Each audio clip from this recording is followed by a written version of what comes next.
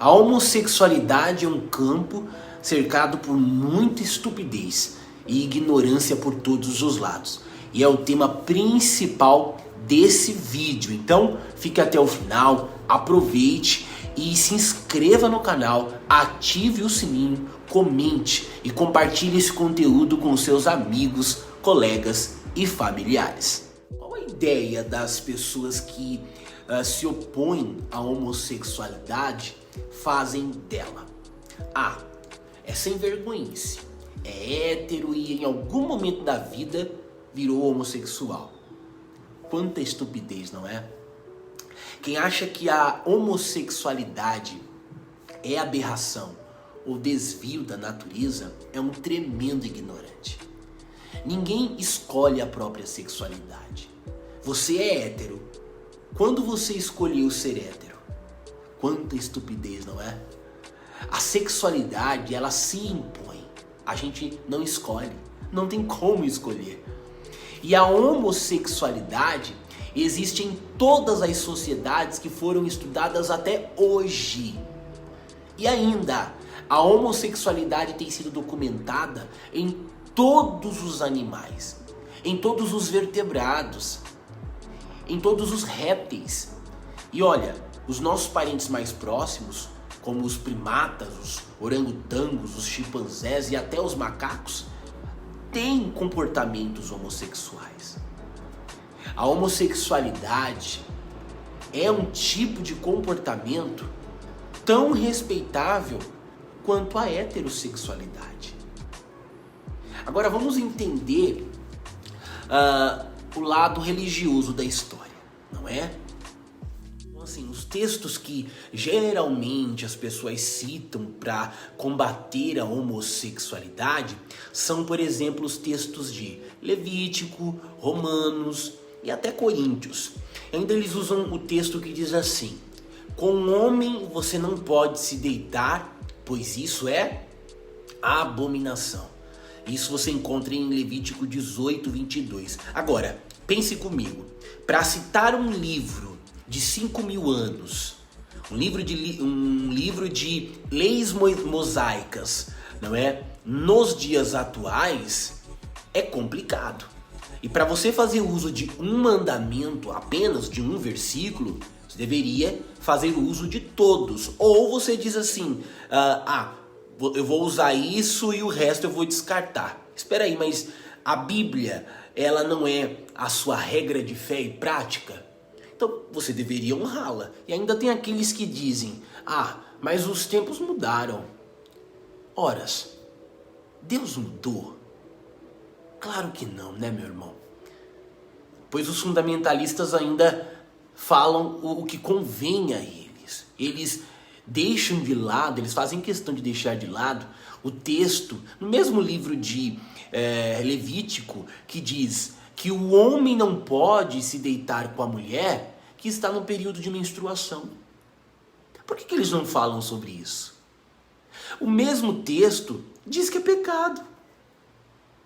No livro de Levítico 19, 19, diz que aleijados, cegos e até aqueles que têm cataratas não podem se aproximar da presença de Deus. Eles falam sobre isso? Claro que não. E ainda no mesmo texto de Levítico 15, 19, diz que a mulher menstruada não pode tocar em nada e nem sequer sair de casa. No mesmo livro de Levítico, diz que certas cores e tecidos de roupas não podem ser misturados. Eles falam sobre isso? Claro que não. Eles usam textos fora do contexto e com isso acabam gerando porções e mais porções de pretexto. Geram heresias e mais heresias. E colocam um fardo, um jugo pesado, que nem mesmo eles carregam em cima das pessoas. E que absurdo, não é? Também eles querem usar, por exemplo, o livro de Romanos, a partir do capítulo 1 e do versículo 23, que diz: pessoas foram entregues às suas paixões, cometendo torpezas, homens com homens e mulheres que mudaram seu instinto natural. Repare, meu irmão, e meu caro internauta, que Paulo, ele se refere diretamente aos romanos nesse texto. E quem eram os romanos? Ora, os romanos eram os que dominavam aquele lugar, não é? Tudo era dominado pelo Império Romano. E diga-se de passagem que o Império Romano, eles não tinham uma cultura forte, não é? Mas o Império Romano adquiriu a cultura dos gregos. Então foi o Império Romano que dominou tudo antes. Aí vem o famoso Império de Alexandre o Grande, né? Que você já deve ter ouvido falar em algum momento, não é? Então, o que os romanos fizeram? Eles pegaram os deuses gregos, trocaram os seus nomes e começaram a servir. Começaram a adorar. E serviam como um deus romano mesmo. E aí nós temos Artemis, que se tornou uma das mais veneradas divindades da mitologia grega. E na mitologia romana, ela era chamada de Diana. Nós temos também Baco, né, que se tornou Dionísio, o deus das orgias. Então, Paulo, ele se dirige diretamente para aquela comunidade. Aquela comunidade que sempre usava o sexo e o álcool como forma de adoração. Paulo está falando para aquele povo. E a Bíblia fala muitas vezes quando ela chama uma classe de pessoas de prostitutos cultuais. E aí você pode ler sobre isso em vários textos bíblicos. Em vários textos bíblicos nós temos várias referências, como por exemplo 2 livros aqui que eu quero citar, que é o livro de Samuel e o livro de Jó, não é? Que fala sobre os prostitutos cultuais. Quem são os prostitutos cultuais? São aqueles que prostituíam o culto. Eles adoravam os seus deuses e serviam como Deus mesmo. Aí nós temos Artemis, que se tornou uma das mais veneradas divindades da mitologia grega. E na mitologia romana, ela era chamada de Diana. Nós temos também Baco, que se tornou Dionísio, o deus das orgias. Então, Paulo, ele se dirige diretamente para aquela comunidade. Aquela comunidade que sempre usou o sexo e o álcool como forma de adoração. Paulo está falando para aquele povo. E a Bíblia fala muitas vezes, quando ela chama uma classe de pessoas de prostitutos cultuais. E você pode ler sobre isso em vários textos bíblicos. Nós temos várias referências, como 2 que eu quero citar aqui, que é o livro de Samuel e o livro de Jó, entre outros, é claro. Agora, quem são os prostitutos cultuais? Ora, são os prostitutos para o culto. Eles adoravam aqueles deuses e prestavam homenagem àqueles deuses. E isso os líderes religiosos também não falam. Eles não mencionam isso. Por quê? Porque não convém a eles. E olha, Paulo começa dizendo no versículo 23 que por causa da idolatria e por terem abandonado o seu Deus, eles fizeram isso. Então veja bem, texto fora do contexto gera muito, mas muito pretexto e confusão. É muito importante ler todo um conjunto para entender. Então, Paulo está falando para os romanos que têm a cultura grega. E ele está dizendo que a prostituição em forma de adoração é condenável. É isso que o texto está dizendo. O texto diz isso claramente. Agora, vamos ao famoso texto de Coríntios, 1 aos Coríntios capítulo 6, versos 10, versos 9 e 10, aonde Paulo ele lista uma série de deformidades no caráter que impediram as pessoas terem acesso ao reino de Deus. Então vamos lá, eu separei a minha Bíblia, tá? Pegue a sua Bíblia, para você acompanhar junto comigo. Existem Bíblias atualizadas que a palavra ela muda, não é? Ela é citada de uma forma diferente. Mas vamos usar essa Bíblia aqui, que é a Bíblia tradicional, que todo mundo usa, não é? Que diz assim, ó, a partir do versículo 9. Não sabeis que... vamos lá. Não sabeis que os injustos não herdarão o reino de Deus? Não erreis. Nem os fornicadores, nem os idólatras, nem os adúlteros, nem os efeminados. Na Bíblia revista a atualizada, não é? Que está revisada, atualizada, ela fala de homossexuais, ok? E nessa Bíblia que eu estou usando, que é a Bíblia fiel ao texto original, não é? Ela fala sobre efeminados. Nem os sodomitas, nem os ladrões, nem os avarentos, nem os bêbados, nem os maldizentes, nem os roubadores herdarão o reino de Deus. Agora, a Bíblia atualizada, que é essa daqui, por exemplo, cita a palavra homossexual. Já na Bíblia que não é atualizada, ela cita no mesmo texto de Coríntios como efeminados, assim que ela faz menção.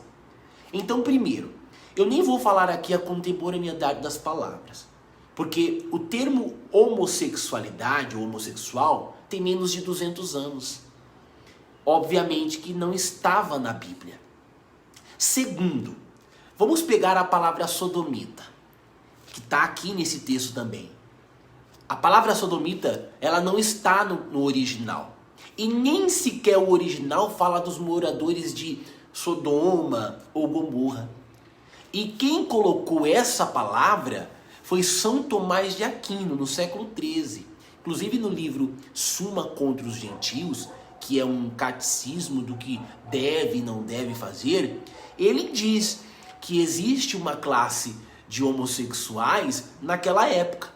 E ele praticamente inventa, na verdade, ele pega o vernáculo de Sodoma e ele diz, né, essas pessoas são sodomitas. E é a primeira vez que essa palavra é inserida na Bíblia, inclusive no Novo Testamento. E não tem nada a ver com a homossexualidade. Quem faz isso é São Tomás de Aquino, 1200 e alguma coisa depois de que a Bíblia foi escrita. Então vamos lá, meu povo. Quais são as outras palavras, já que existe efeminados, né? As famosas palavras malakoi e arsenokoitoi, né? Arsenokoitoi, deixa eu até ler aqui direito. Arsenokoites. Arsenokoites. Primeiro, o que significa malakoi? Malakoi quer dizer macio, tá? Não tem nada a ver, ele não se refere aos homossexuais quando diz malakoi e nem aos efeminados. Nesse caso, o texto seria usado para quê? Né? Veja bem, naquela época, as roupas elas eram muito duras, não é? E os ricos, eles gastavam fortunas e mais fortunas para terem as roupas macias. É basicamente isso. Os líderes espirituais ensinam dessa maneira? Claro que não, porque para eles, como eu disse lá no início, não convém, não é? Então tira um texto daqui, o que convém coloca, o que não convém vai, praticamente joga no lixo, né? Essa é a realidade. E outra, a palavra, ela sim, só tem nesse texto e não encontra em nenhuma outra parte da Bíblia, que é arsenokoides. Então já dá pra gente comparar, né? É uma palavra que não é usada no vocabulário vernáculo grego. Então eu não posso dizer que é homossexual somente porque eu acho. Concorda comigo? Ou porque eu quero usar. Agora, podemos dividir a palavra. Por exemplo, arce, de homem macho, no sentido viril, e coite, que é coito, de sexo. A tradução literal, ela seria promiscuidade ou prostituto. Então pense comigo, pessoal. Faz sentido eu trocar as palavras e usar só os textos que me convêm? Faz sentido? Claro que não. Então, a palavra homossexualidade não existe na Bíblia. Por quê? Porque ela tem menos de 200 anos. Ok? Ela tem menos de 200 anos. Então, é necessário ser feito é necessário que a igreja evangélica, tá? Os católicos, os religiosos, eles ensinem de fato o que é para ensinar, né?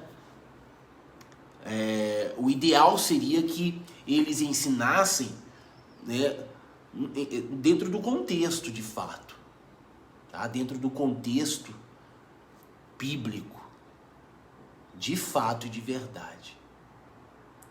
E infelizmente não é isso que acontece, porque as pessoas estão confusas, não é? As pessoas sofrem com uma tortura muito grande, uma tortura psicológica, de que elas vão para o inferno. Mas na verdade está aí, tá? Na verdade, essa é a realidade dos fatos. Eu estou passando aqui para vocês um texto com o seu contexto, tá? Para que não haja pretexto algum da minha parte, porque não é esse o objetivo. Então, qual era o pecado de Sodoma?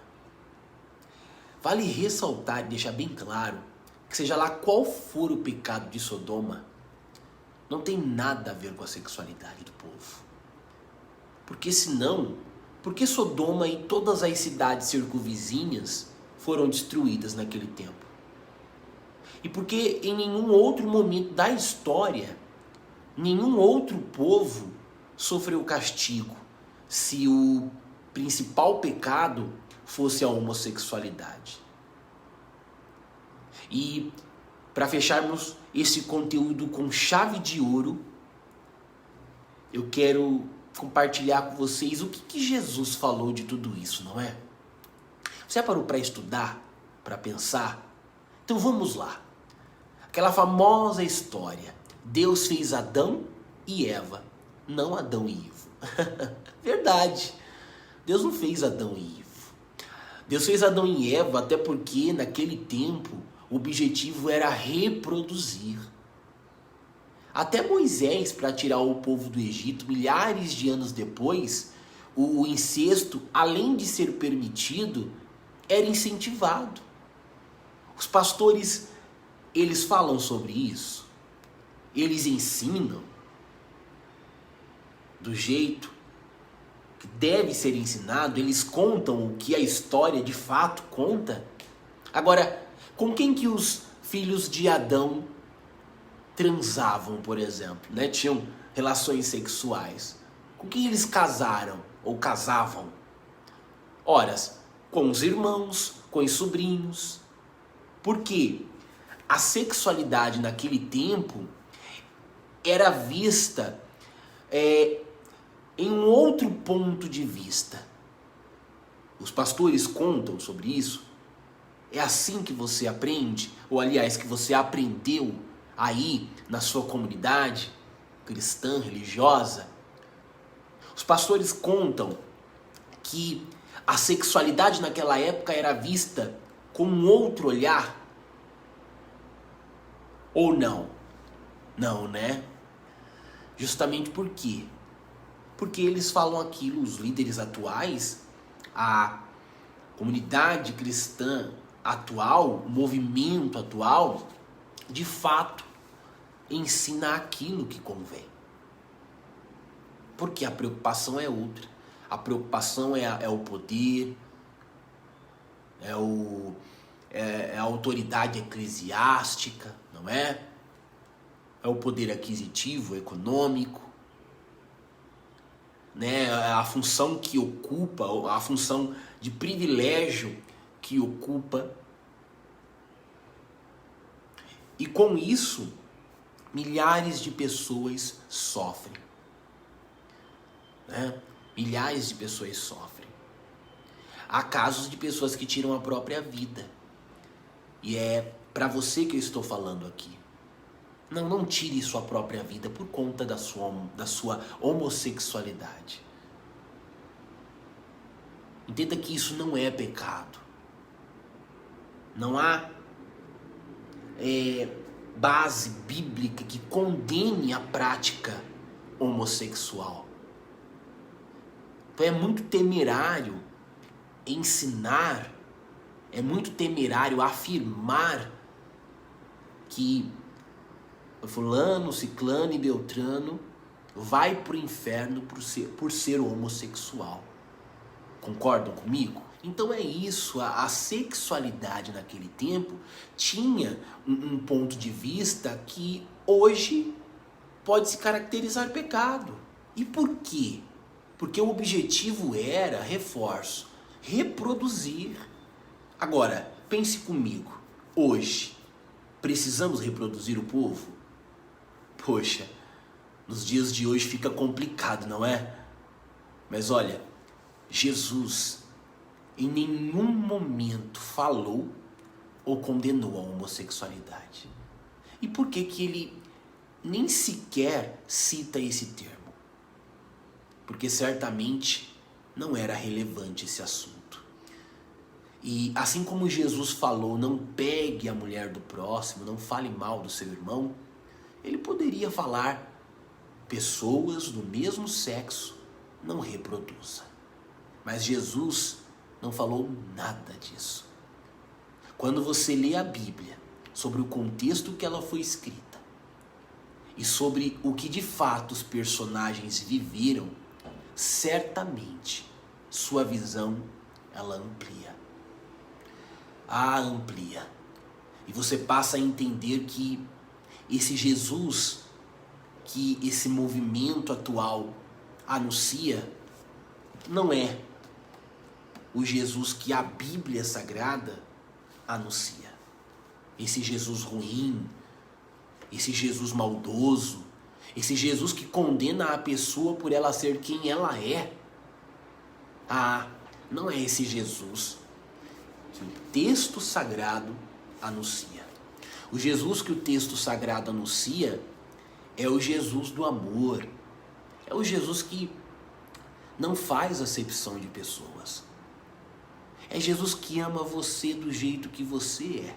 Independente se você é branco, negro, hétero ou homossexual. Independente se você é rico ou se você não é rico. Ele te ama do jeito que você é. Então se você está aí do outro lado sofrendo com depressão porque disseram que você já está condenado, porque você é homossexual, você vive um relacionamento homoafetivo e disseram que você vai para o inferno por conta disso, não cai nessa pilha. Não cai nessa pilha. Procure ler, procure estudar, proteja a sua mente, proteja a sua visão. Procure ler a Bíblia de fato sobre o contexto que ela ensina, sobre o contexto, sobre o seu contexto. Tá bom? Procure ler livros, mas quando você estiver lendo, leia texto com contexto para não gerar confusão na sua mente, para não gerar pretexto. Tá bom? Você que me questionou e que me sugeriu essa pauta, que me pediu para que eu falasse sobre esse assunto, espero ter contribuído com o seu conhecimento. compartilhe o nosso conteúdo, compartilhe o nosso canal com seus amigos, colegas e familiares, tá bom? Ó, beijo no seu coração e até o nosso próximo vídeo.